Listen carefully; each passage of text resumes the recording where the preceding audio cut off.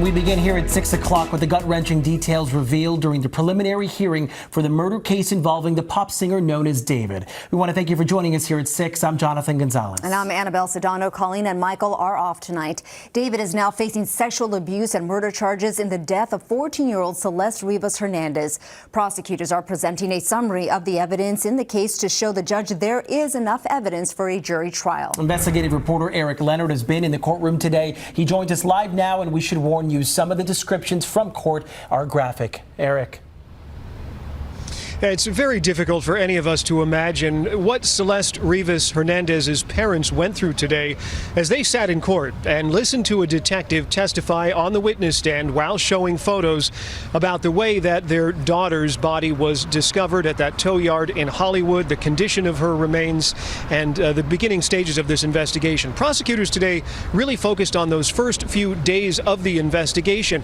What detectives found, the clues, they say, even in those first hours began to point them towards the singer known as David and the home he was living in the Hollywood Hills. These sketches from court show David, whose legal name is David Burke, sitting in the 9th floor courtroom today as prosecutors showed photos of the way 14-year-old Celeste Rivas Hernandez was discovered, dismembered, in an advanced state of decomposition.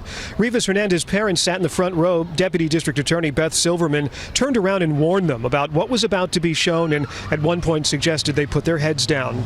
Celeste was found last September in the front trunk of a black Tesla in Hollywood. The car, of course, registered to David Burke. And these photos, just part of the presentation of evidence where the prosecution is demonstrating to the judge that there's enough here for the case to go to a jury trial.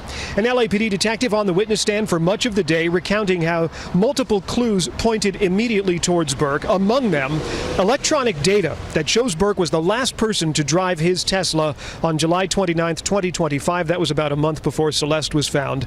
Then search warrants led to online purchase records that the detective says shows Burke bought 3 chainsaws, a shovel, a body bag, and an incinerator all around the time Rivas Hernandez disappeared. Photos of these items were shown in court. The detective explained how some of the equipment was delivered by Amazon, DoorDash, and Postmates. No blood was found on those saws. It turns out they weren't tested for DNA. Earlier, an LA County Sheriff's deputy testified about a welfare check that he was sent to in a home in West Hollywood where Burke was staying. The home was searched for Celeste. She wasn't there. But at one point, body-worn video captured Burke saying that Rivas Hernandez had told him she was 18 years old, and then he learned she was 13 years old. And key to the prosecution's presentation here, they say at the time of the recording, Burke was already involved in an intimate relationship with the teen.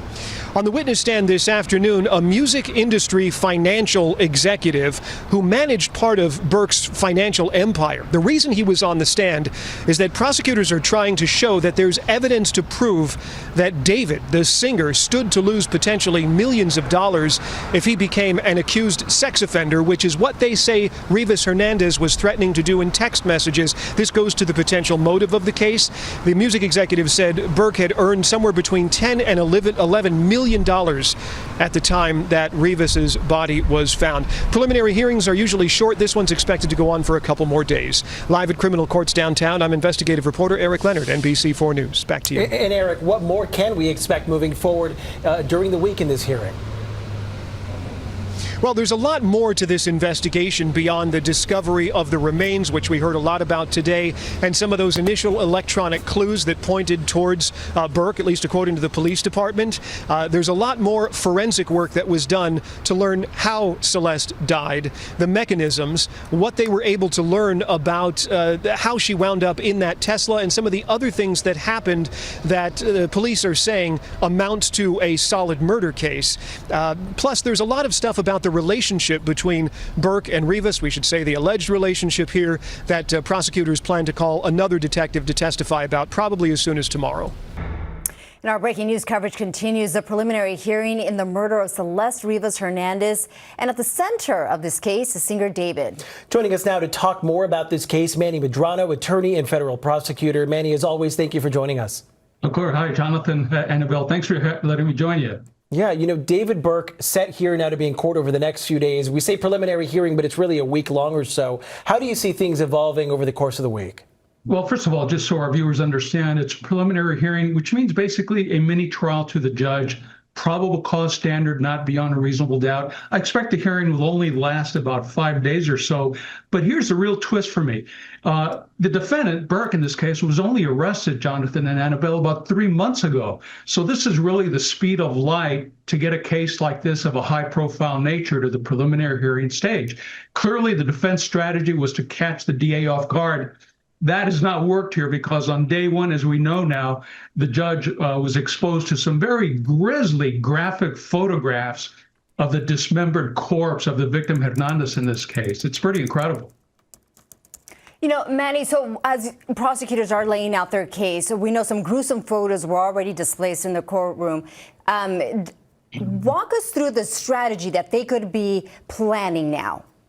Well, the DA clearly, with this very brief 5-day preliminary hearing, wants to give to the judge the theory of the case. Here's what happened and why, Your Honor. And I think today the DA was off to a good start. These photographs of these grisly photographs of the dismembered corpse are really hard to view, to be honest with you. Second, the motivation, according to the DA, is the defendant Burke had started a sexual relationship with Hernandez when she was a mere 13 years old.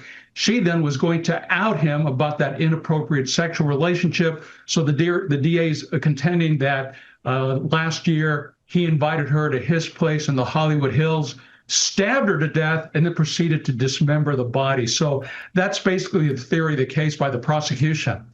Let's talk about the defense now then. What are the biggest obstacles in defending such a high-profile defendant? Some have argued that his art closely mirrors the alleged crime. One of his breakout songs was called Romantic Homicide.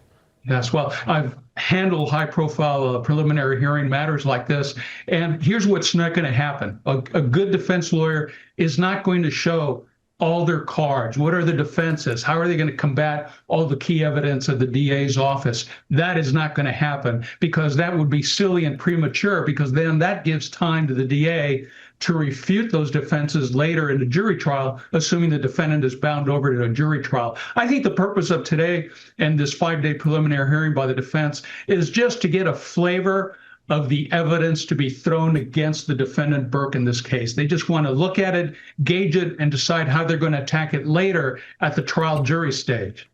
All right, so day one of this preliminary hearing. As always, Manny Medrano, thank you so much for sharing your expertise with us.